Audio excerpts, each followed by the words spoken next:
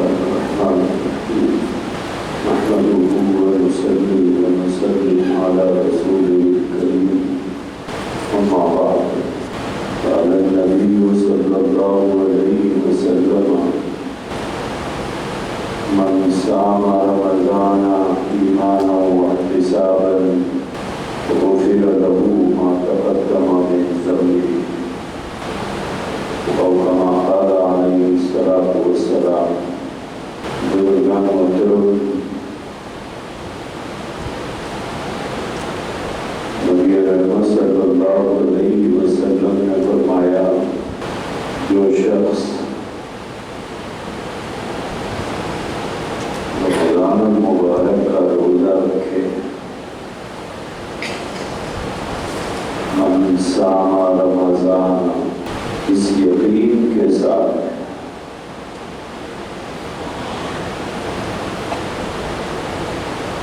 ایمان تو مومن کے اندر ہوتا ہے،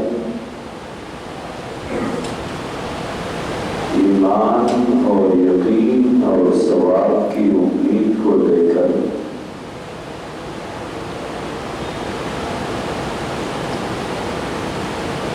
جو شخص روزہ رکھتا ہے، نبی رحمت صلی اللہ علیہ وسلم نے فرمایا کہ غفر له ما تقدم من ذنبه،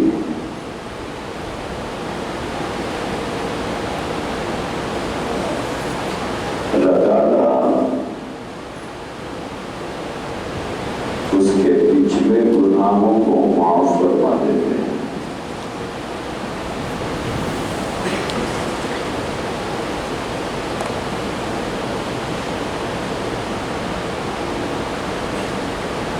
اللہ کا جو حق ہے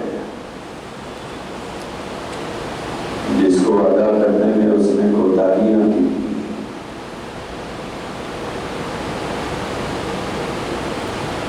اسے اللہ معاف فرماتے ہیں۔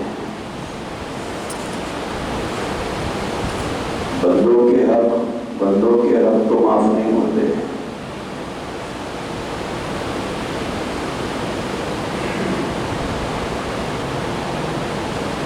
بندوں کو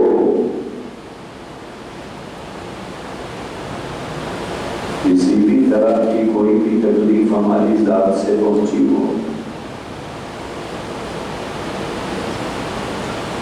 نہ وہ روزے رکھنے سے معاف ہوتے ہیں، نہ ہی وہ عمرہ اور حج کرنے سے معاف ہوتے ہیں، وہ ویسے ہی رہتے ہیں۔ ہماری ذات سے جس کو تکلیف پہنچی ہے یا تو وہ معاف کر دے، یا ہم خود جا کر اس سے معافی چاہ لیں۔ یہ دو ہی راستے ہیں، یا خود معافی چاہو جا کر، یا وہ خود دل بڑا کر کے معاف کر دے۔ معافی کا اور کوئی راستہ اس کے اندر نہیں ہے۔ البتہ اللہ اپنا حق معاف کر دے گا۔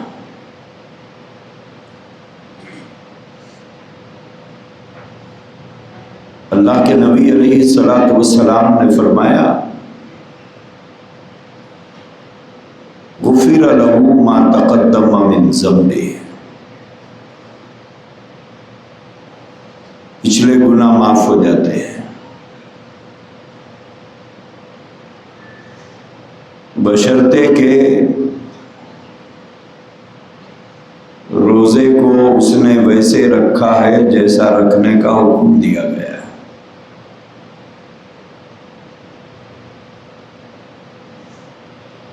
اللہ کے نبی علیہ الصلوۃ والسلام نے فرمایا الصوم جنۃ ما لم یخرقها،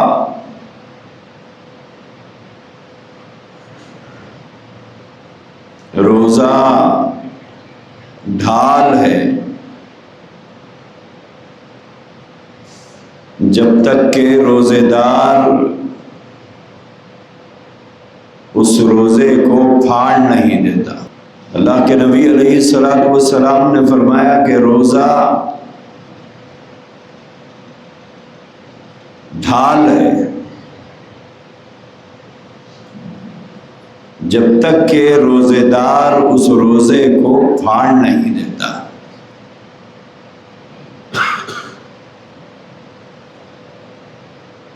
روزہ پھٹتا کیسے ہے؟ جب تک روزہ محفوظ رہے گا تب تک تو اس کو ثواب ملے گا، لیکن اگر روزہ پھٹ گیا تو اب کچھ باقی نہیں رہتا ہے. روزہ پھٹتا ہے گناہ سے.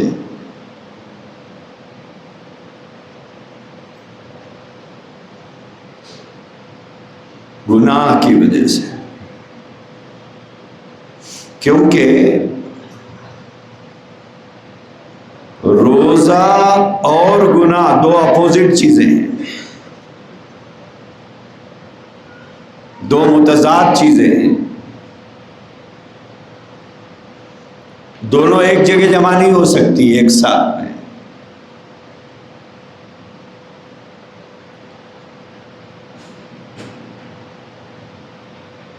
اگر روزے کے ساتھ ساتھ گناہ بھی چل رہا ہے تو پھر اس روزے کا کوئی فائدہ نہیں ہوتا ہے. کیا فائدہ ہوتا ہے؟ ایک آدمی روزہ بھی رکھتا ہے اور جھوٹ بول بول کے کاروبار کرتا ہے.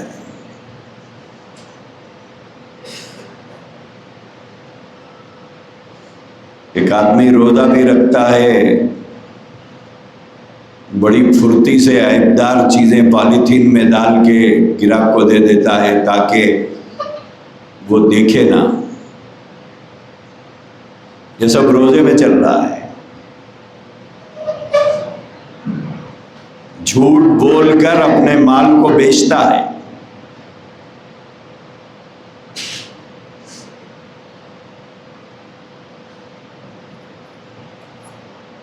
دھوکہ بھی چل رہا ہے، جھوٹ بھی چل رہی ہے.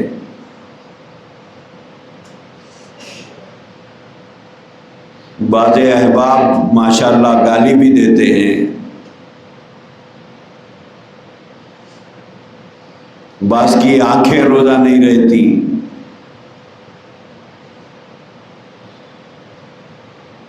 پیٹ تو روزہ رہتا ہے، آنکھیں روزہ نہیں رہتی.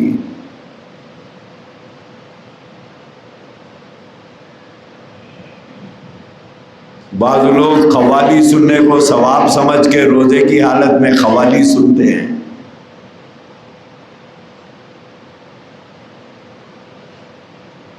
یہ سب روزے کے منافی چیزیں ہیں.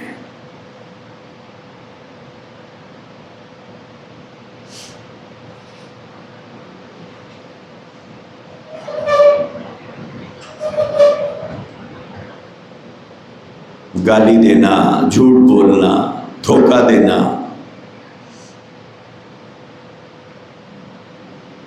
نگاہوں کو بے قابو رکھنا،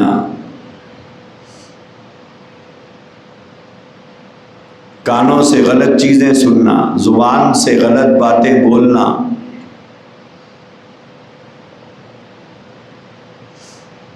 روزہ ایک ہے، گناہ 10-12 ہو جا رہا ہے.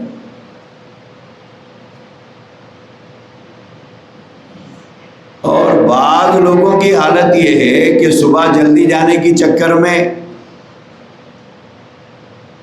سحر کرتے ہی سو جا رہی فجر چھوڑ کے.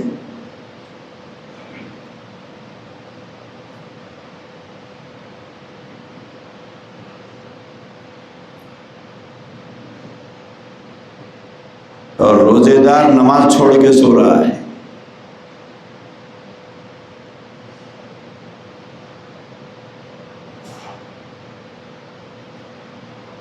یہ ساری چیزیں روزے میں جمع ہو رہی ہیں۔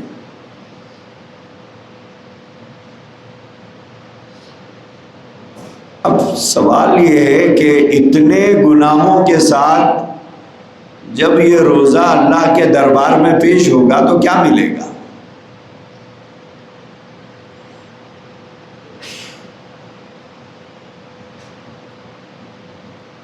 جبکہ حدیث پاک میں ہے، اللہ کے نبی علیہ السلام نے فرمایا، اللہ تعالیٰ فرماتے ہیں الصوم لی وانا اجزی بھی،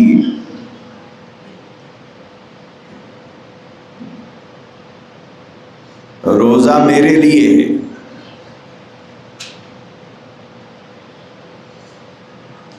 حالانکہ نماز بھی اللہ کے لیے ہوتی ہے، زکوٰۃ بھی اللہ کے لیے، حج بھی اللہ کے لیے، لیکن روزے کے سلسلے میں خصوصیت کے ساتھ فرمایا کہ روزہ میرے لیے ہے۔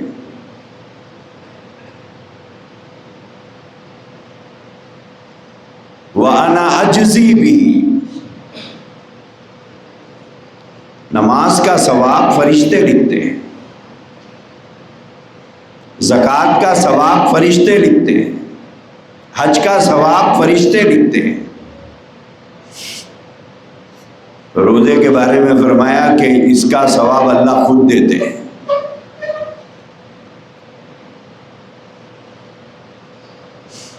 یہ براہ راست اللہ کی پیشی میں جانے والا ہے، اور اس کا اجر اور ثواب اللہ خود دینے والے ہیں۔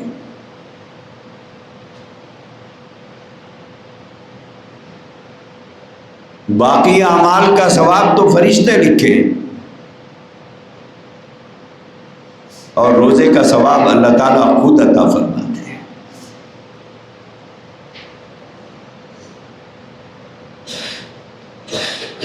تو ضرورت اس بات کی ہے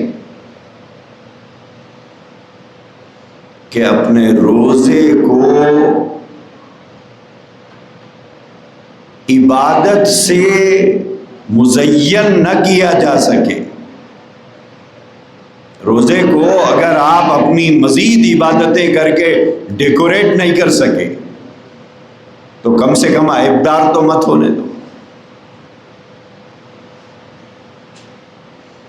اس کو عیبدار ہونے سے تو بچا لو۔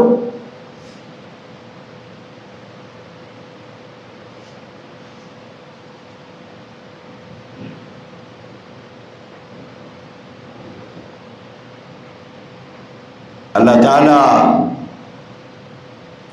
روزے داروں کے لیے الگ اوپر انتظام کر کے رکھے۔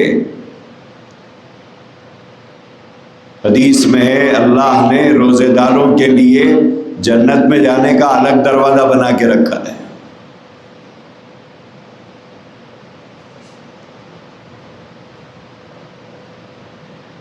اس میں سے وہی آدمی جائے گا جو روزہ رکھے گا، کسی اور کو اس دروازے سے داخلہ نہیں ملے گا۔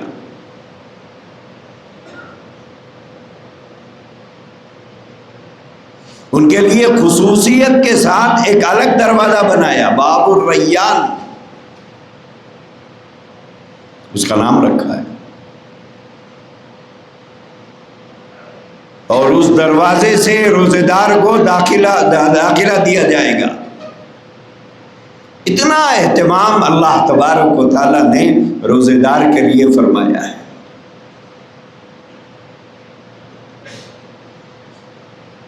اس لیے دوستو اپنے روزے کی حفاظت ہر آدمی کو کرنا چاہیے۔ روزے کو گناہ سے بچانا ہے۔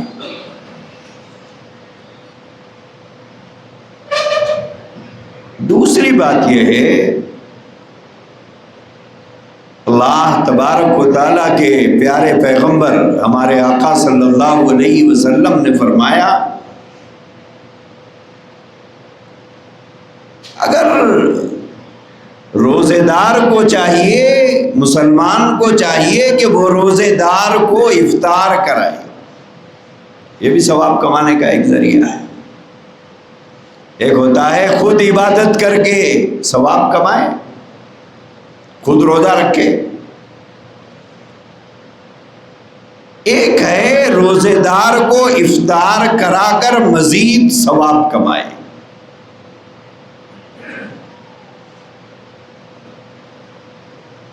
روزے دار کو روزہ رکھنے پر جتنا ثواب ملتا ہے، افطار کرانے والے کو بھی روزہ رکھنے کے اتنا ثواب دیا جاتا ہے.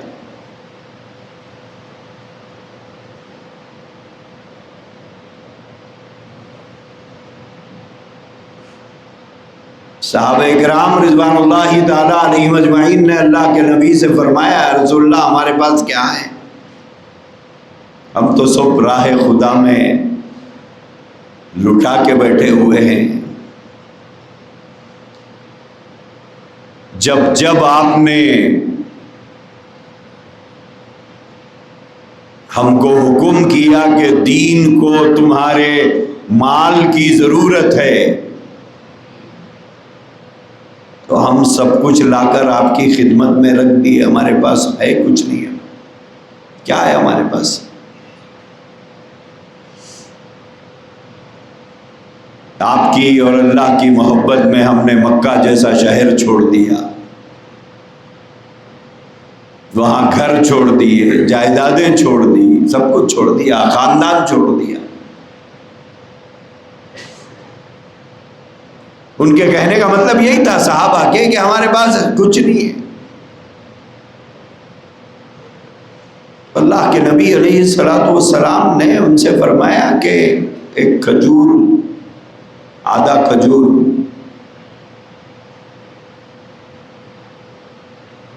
روزہ افطار کرانے کے لیے کتنی ضرورت پڑتی ہے؟ ایک کھجور کافی ہے، ایک پانی کا گھونٹ کافی ہے، لسی کا ایک گھونٹ کافی ہے، دودھ کا ایک گھونٹ کافی ہے. فرمایا کہ کسی کو افطار کرا دو، بشرطے کہ وہ افطار اللہ کے لیے ہو.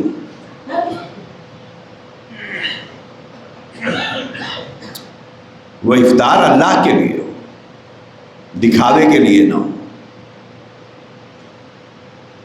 دوستو یہ بات یاد رکھو، عمل چاہے رائی کے دانے کے برابر ہو یا پہاڑ کے برابر ہو، اس کو دکھاوے سے بچاؤ.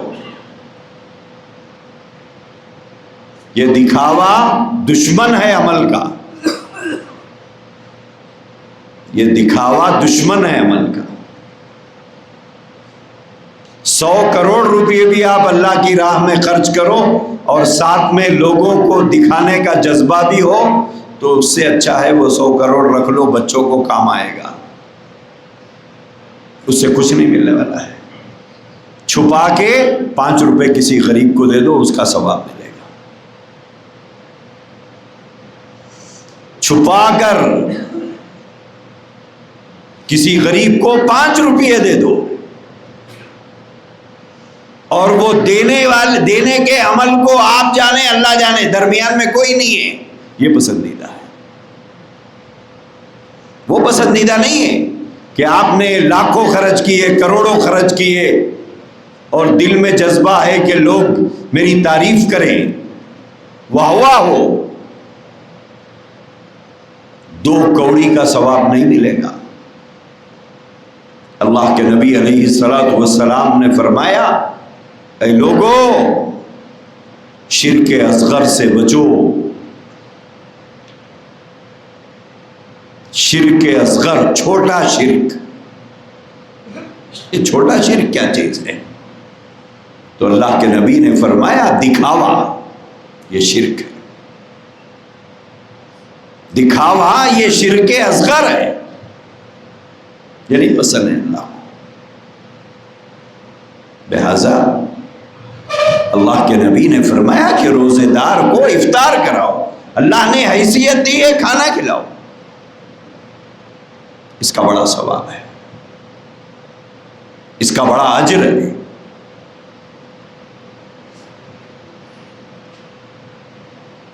اپنے گھر کے دروازے پر کھڑے ہو جاؤ، افطار سے پہلے جانے والے کسی مسلمان سے گزارش کر لو، بھائی آؤ میرے ساتھ افطار کر لو. یا پہلے سے انہیں کہہ دو کہ بھائی میری خواہش ہے کہ آج آپ میرے ساتھ افطار کریں. ایک ایک آدمی کافی ہے. ضروری نہیں ہے کہ پورا گیٹ ٹوگیدر جمع کیا جائے. یہ بھی ایک بڑا فیشن ہو گیا ہے آج کل. میکے والے بھی جمع, سسرال والے بھی جمع, ان کے بھی جمع, ان کے بھی جمع, ایک لمبی چوڑی دعوت.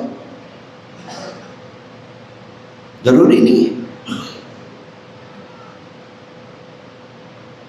کسی بھی عبادت کو رسم کے طور پر مت کرو, رسم کے طور پر مت کرو, یہ نہیں پسند ہے. اسی لیے کسی روزے دار کو افطار کراؤ, ایک آدمی کافی ہے.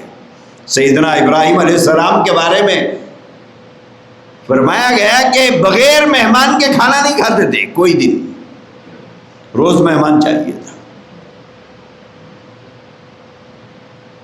یہ حضرت ابراہیم علیہ السلام کا معمول تھا, بغیر مہمان کے کھانا نہیں کھاتے تھے. اور ہمارا دستر ہمیشہ مہمانوں سے خالی رہتا ہے. اگر آ گیا تو کہیں بیوی کی اٹھا پٹک شروع ہو جاتی, کہیں شوہر کا چہرہ بدل جاتا. ارے بولے جب اٹھ کے آ جاتے, نہ دن ہے نہ رات ہے. اگر خدا نہ خواستہ اس دن کچھ اچھا پکا ہوا رہے تو اور مصیبت آ جاتی. کیوں؟ مہمان کا اکرام ماں باپ نے بچوں کو سکھایا ہی نہیں. کبھی اماں چاچا کو کوستے ہوئے بچے سنتے ہیں, کبھی باوا ماموں کو کوس رہا ہے, بچے یہی سن رہے ہیں. کبھی ماں پھپھو کو کوس رہی ہے, کبھی باوا خالہ کو کوس رہا ہے. یہ اکرام سکھا رہے ہیں ہم بچوں کو. اسی لیے ہمارے دستر آج مہمان سے خالی ہے. ہمارے دستروں پر مہمان نہیں ہے, جبکہ مہمان ایک بہانہ ہے آپ کے گھر کے آپ کے رزق میں برکت کا. لیکن وہ ختم ہو گیا. سیدنا ابراہیم علیہ السلام بغیر مہمان کے کھانا نہیں کھاتے تھے. اب آپ اندازہ کر لو کتنے روزے ہو گئے. آج 13واں روزہ ہے, 13 روزے چل رہے ہیں. کتنے لوگ ہماری کمائی سے ہم نے افطار کرایا, کتنے لوگوں کو ہماری کمائی سے ہم نے رازداری میں کن کن لوگوں کا پیٹ بھرا ہے. ہماری وجہ سے کن کے چہروں پہ مسکراہٹ آئی ہے. اچھا دعوت بھی ہوتی ہے افطار کی, اس میں سب ہمارے گھر خاندان کے مالدار بھرے ہوئے رہتے ہیں, ہمارے پیٹ بھرے دوست بھرے ہوئے, بڑے بھائی کے دوست, چھوٹے بھائی کے دوست, باوا کے دوست, اماں کے سہیلیاں, بہن کے سہیلیاں, بس یہی جمع ہے.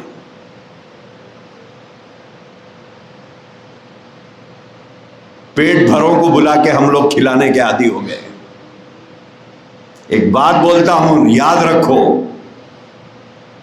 یہ جو کلچر ہے ہمارے پاس, باپ اپنے دوستوں کو بلا لیا, بیٹا اپنے, چھوٹا اپنے, بڑا اپنے, ماں اپنے, بہن اپنے, ان میں سے ایک بھی دعا دے کے نہیں جاتا, سب پیٹ بھرے ہوئے ہیں. کوئی دعا دیتا ہے؟ ہاں یہ بول کے جاتا, استاد حدیث بہت مزے کی تھی آج. ہاں مزہ آ گیا, بولے پیٹ میں جگہ نہیں تھی, نہیں تو 2 دہی بڑے اور کھا کے جاتا تھا. زیستن برائے خوردن, جینا ہے کھانے کے لیے. کوئی دعا نہیں دیتا ہے, اور جو دعائیں دیتے ہیں وہ ہمارے دستر پہ نہیں بلائے جاتے ہیں. مالداروں کی چاپلوسی کی عادت پڑ گئی ہم لوگوں کو. ہاں مالدار کو کھلا کے خوش ہوتے, ارے صاحب آپ آ گئے, ہمارا نصیب جاگ گیا, ہم کہاں آپ کہاں. کیا ہوتا رے بھائی, اگر کروڑ پتی تمہارے دستر پہ کھا لیا تو کیا تمہارا مقدر بدل جاتا؟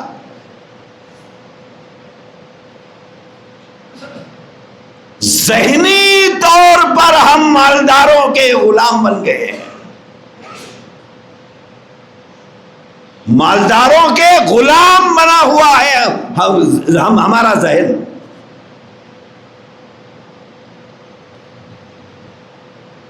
ایک بھی دعا دے کے نہیں جاتا، سب کھا کے صرف مزے بتا کے جاتے ہیں. اور جو دعا دینے والے ہیں وہ ہمارے دستروں سے غائب ہیں.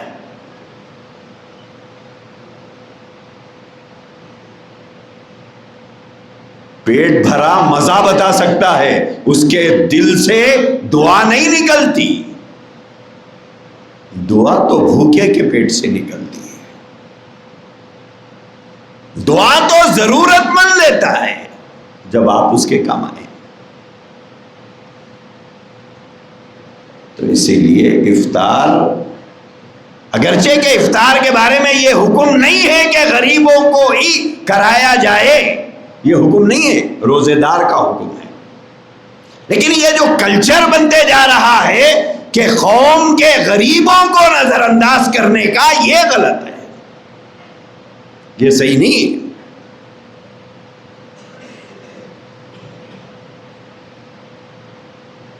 وہ کہتے ہیں نا، ایک ہے دعا کرنا، ایک ہے دعا کرانا، ایک ہے دعا لینا. تینوں میں بہت بڑا فرق ہے. ایک خود دعا کر لینا، ایک آپ مجھ سے کہیں میں آپ سے کہوں کہ میرے لیے دعا کرو، یہ ہے دعا کرانا. ایک ہے نہ آپ بولے نہ میں بولوں، لیکن کچھ کام آپ کے حق میں میں نے ایسا کیا یا آپ نے میرے حق میں ایسا کیا کہ دعا کے وقت خود بخود آپ یاد آ جائے. دعا کے وقت خود بخود آپ مجھے یاد آئیں، چاہے آپ مجھ سے ریکویسٹ کریں نہ کریں، آپ مجھے دعا کے لیے کہیں نہ کہیں، آپ یاد آئیں مجھے. ایسا کام کرو کسی کے ساتھ، آپ دنیا کے کسی بھی چپے میں ہو، آپ کے لیے کوئی ہاتھ اٹھا کے دعا کرے. دعا لینا سیکھو، کرانا نہیں. دعا لینا سیکھو. اور اللہ کے نبی علیہ الصلوۃ والسلام نے فرمایا، جو دعا اپنے بھائی کے پیٹھ پیچھے کی جاتی ہے، میرے پیٹھ پیچھے آپ میرے لیے دعا کریں، آپ کے غائب آنے میں میں آپ کے لیے دعا کروں. اللہ کے نبی نے فرمایا یہ دعا قبولیت کے بہت قریب ہوتی ہے.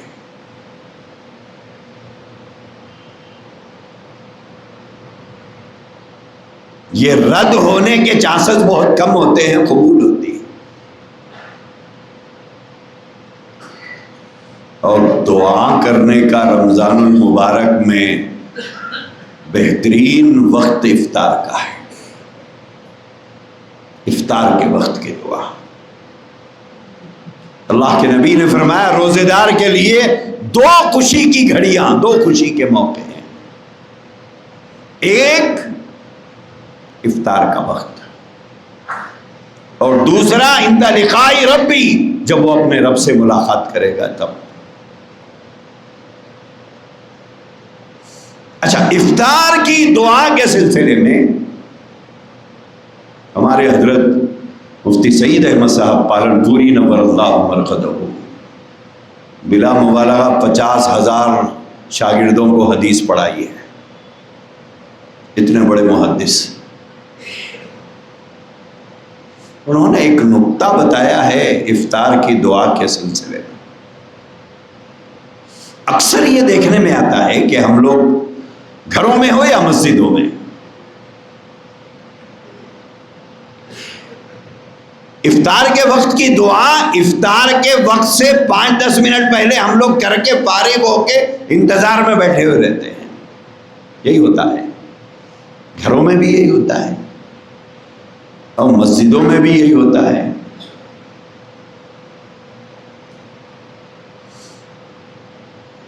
کہ ہم پہلے سے دعا کر کے اب سحرن کے انتظار میں بیٹھے ہوئے رہتے ہیں. حضرت نے فرمایا کہ یہ دعا کا وقت نہیں ہے، یہ وقت نہیں ہے دعا کا. اصل دعا کا وقت عین افطار کا وقت ہے. جب مؤذن صاحب کی انگلی سیرن پر جائے اور بجنا شروع ہو، اور حضرت نے فرمایا یہ دعا کا وقت ہے. لمبی چوڑی دعا تو اس وقت میں ہو نہیں سکتی. اتنی دعا کر لو کہ اللہ مجھے معاف کر دے، یا یہ کہہ لو اے اللہ میری بخشش کر دے. روز ایک دعا کرو. حضرت نے فرمایا یہ وقت ہے دعا کرنے کا، افطار کے وقت. ہم افطار سے پہلے دعائیں کر لیتے ہیں، لیکن اصل دعا کا وقت ہے عین افطار کے وقت. اس کا بڑا اہتمام ہونا چاہیے رمضان کے اندر کہ افطار کے وقت دعا کا اہتمام.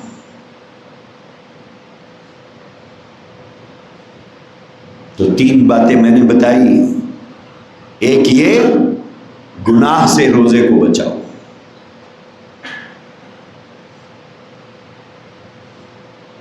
دوسرے روزہ رکھو، افطار کرو بھی، افطار کراؤ بھی،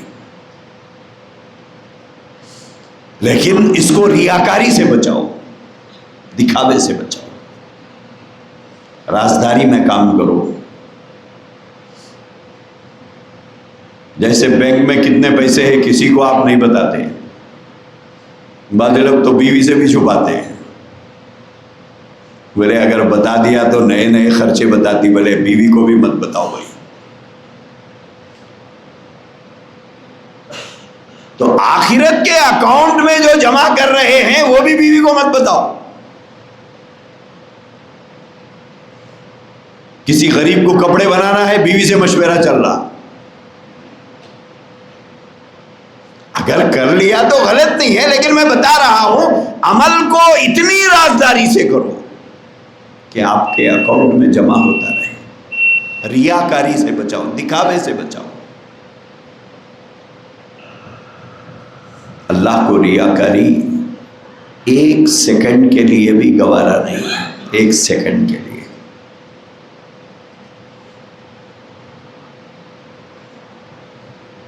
جیسے آپ کو اپنی بیوی کی طرف کسی اور کا دیکھنا 1 منٹ کے لیے گوارا نہیں. گوارا کوئی مرد کرتا ہے؟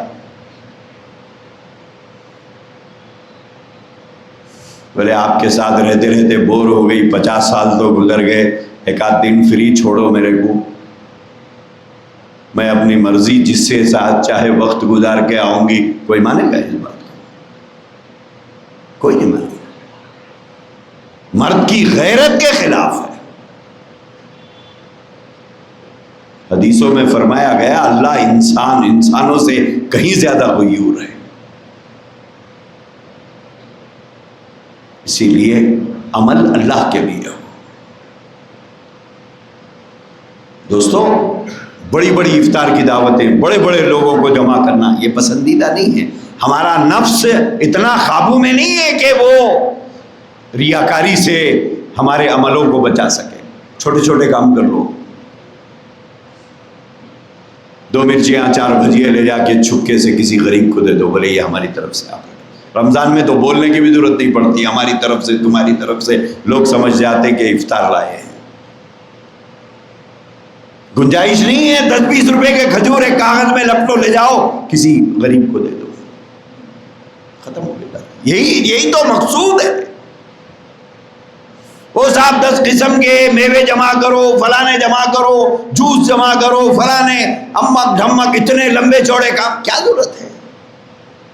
ثواب کما رہے ہیں. نہیں، زیادہ لوگوں کو کھلانا زیادہ ثواب ملتا ہے، مگر اس میں خطرہ بہت زیادہ ہے. اس میں خطرہ ہے. ہمارا نفس اندر سے تعریف سنے بغیر خاموش بیٹھتا نہیں. بعض لوگ تعریف نہیں کرے جا کے پوچھتے بھائی حدیث کیسی دکھی آپ کو؟ اب آپ تعریف کرو حدیث کی. میں اور ایسی تعریف سننا چاہتا جیسا خود انہیں پکایا. کیا پکاتا تو باورچی ہے. کسی کو جا کے پوچھ رہے ہیں بریانی کیسی دکھی، کسی کو جا کے پوچھ رہے ہیں وہ حریص کیسی دکھی، کسی کو جا کے پوچھ رہے ہیں مرچیوں کا سالن مزے کا تھا نہیں تھا۔ تعریف کرو صاحب، میں تعریف کا بھوکا ہوں۔ اللہ کہیں گے تعریف سن لیا، تو یہی چاہتا تھا، وہ تجھے مل گیا، اب میرے پاس تیرے لیے کچھ نہیں ہے۔ نہ خدا ہی ملا، نہ وصال صنم، نہ ادھر کے رہے نہ ادھر کے رہے۔ دوسرے دن افطار کی دعوت میں پھر ہم چلے، کل کی ختم ہو گئی، آج ہم افطار کھا کے بول رہے ہیں کل کی بریانی اتنی مزے کی نہیں تھی، آج جتنی مزے کی ہے۔ انہیں خوش ہو رہا وہاں پہ، میں بہت اچھی بریانی کھلایا، اس کی بریانی تو آج ریجیکٹ کر دی ہے ہم لوگ۔ کل کی حریص میں وہ بڑے کی تھی مگر آج بکرے کی تھی، بہت مزے کی تھی، کل کی اتنی مزے کی نہیں تھی۔ بازو والا بولتا نہیں یار وہ گھوٹا بھی صحیح نہیں تھا، ختم ہو گیا۔ نہ وہ خوش ہوا نہ یہ احسان فراموش خوش ہوا، ختم ہو گیا۔ اس لیے دوستو کام رازداری میں کرو۔ صحابہ کرام رضوان اللہ تعالی علیہم اجمعین کا جب اللہ کے نبی سے صحابہ نے یہ سنا کہ دکھاوا اللہ کو نہیں پسند ہے، دکھاوا نہیں پسند ہے،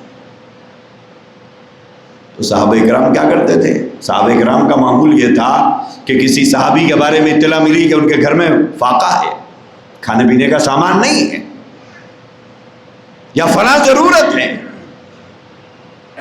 تو صاحب حیثیت صحابہ کرام رضوان اللہ تعالی علیہم اجمعین ان کی ضرورتوں کے سامان کی ایک بوری بناتے، کارٹون سمجھو، اس زمانے میں بوری بولتے تھے، آج کے زمانے میں کارٹون ہے، بولے بوری بنا کر رات کے اندھیرے میں صبح ہونے سے پہلے لے جا کر ان کے گھروں کے دروازے پر رکھ کر آ جاتے تھے۔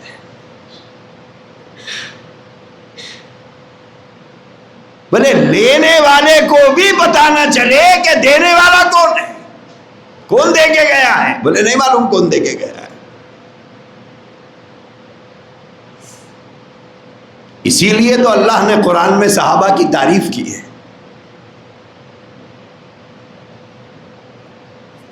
اور آج 150 روپے کی ساڑی ناک پہنچنے کی کام کی نہیں ہے، وہ لائن میں ٹھہرا کے دے رہے ہیں۔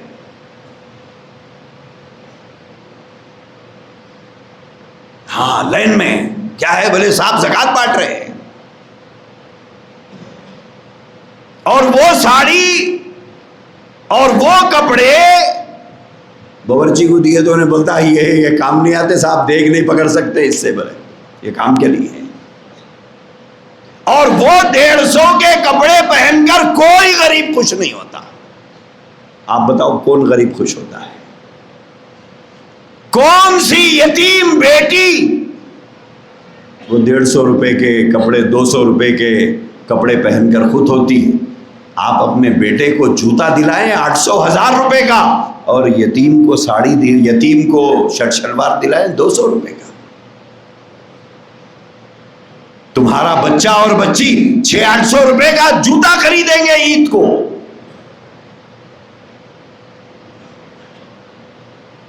اب اس کے لیے وہ دھم مچا رہے ہیں کہ صاحب زکوٰۃ بٹ رہی ہے، زکوٰۃ بٹ رہی ہے۔ کس نے کہا آپ کو کہ 200 روپے کی 100 ساڑیاں لا کر بانٹو؟ کس نے کہا؟ بعض لوگ میرے پاس لا کے دیتے ہیں، مول صاحب ذرا غریبوں میں بانٹ دیجیے۔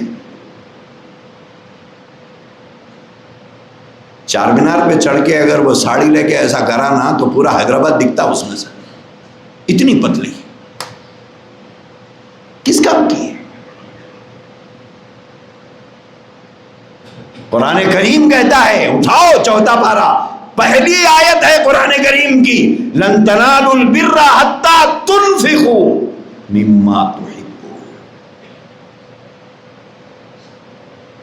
اللہ کہتا ہے نیکی اس وقت تک نہیں پا سکتے جب تک کہ تم محبوب چیزوں کو راہ خدا میں خرچ نہ کرو۔ پسندیدہ چیزیں، تمہاری پسندیدہ چیزیں میری پسند کے لیے قربان کرو۔ ارے صاحب ضروری نہیں ہے 100-200 آدمی کو زکوٰۃ کے کپڑے پتھر گٹی سے جا کے لا کے بانٹنا، 4 لوگوں کو پہناؤ، 4 لوگوں کو پہناؤ، ایسے پہناؤ کہ ان کے خاندان میں شادی آئے، دعوت آئے، وہ پہن کر یہ بولیں اگر آج یہ کپڑے نہیں رہتے تھے تو ہم دعوت میں نہیں جا سکتے تھے۔ کیوں رلاتے ہو بیواؤں کو؟ کیوں رلاتے ہو عید کے دن یتیموں کو؟ کیوں رلاتے ہو مجبوروں کو عید کے دن؟ بیوہ کو اس کا سہاگ یاد آتا ہے، تمہارے بچوں کے چمکیلے کپڑے، تمہارے خلیرے، چچیرے، پھپیرے، ممیرے، بھانجوں، بھانجیوں، بہنوں، بھائیوں کو رلا نہ دے۔ کیوں رلاتے ہو؟ کس نے کہا کہ آپ لے جا کر 100 آدمی کو کپڑا بانٹو؟ کسی کام کا نہیں۔ 5 آدمی کو سلاؤ، 5-5 ہزار، 6-6 ہزار کا ایک ایک جوڑا بناؤ، 800,000 روپے کا جوتا دلاؤ، چپل دلاؤ انہیں۔ یہ جو زکوٰۃ کے کپڑے زکوٰۃ کے نام پر بانٹ رہے ہیں، یہ پہن کر اس گھر کی بچیاں اپنے گھر آنے والے رشتہ داروں سے عید ملنے بھی شرمندگی محسوس کرتی ہیں۔ کس کام کے؟ اپنے عملوں کو ریاکاری سے بچاؤ، دکھاوے سے بچاؤ، کام لوگوں کی واہ واہ کے لیے نہیں۔ بولے لوگ خوش ہوں، لوگ کبھی بھی خوش نہیں ہوتے، ہم لوگوں کو کبھی خوش نہیں کر سکتے، اللہ کو خوش کرنا آسان ہے۔ یہ سارا جہاں کا ہم خوش کر لیتے بیٹھتے مل صاحب۔ کئی گھروں میں تو بیوی خوش نہیں ہے، کئی گھروں میں تو شوہر خوش نہیں ہے، کئی گھروں میں تو ماں باپ اولاد سے خوش نہیں ہے، کئی گھروں میں تو اولاد ماں باپ سے مطمئن نہیں ہے، بھائی بھائی سے خوش نہیں ہے، بہن بھائی سے خوش نہیں ہے۔ کہاں جہاں کو آپ خوش کرنے چلے ہو؟ اس ایک کو خوش کرنا آسان ہے، اس کی خوشی، اس کی رضا، یہ آسان ہے۔ کوشش کرو، اللہ ہم سب کو توفیق عطا فرمائے۔ وآخر دعوانا الحمدللہ۔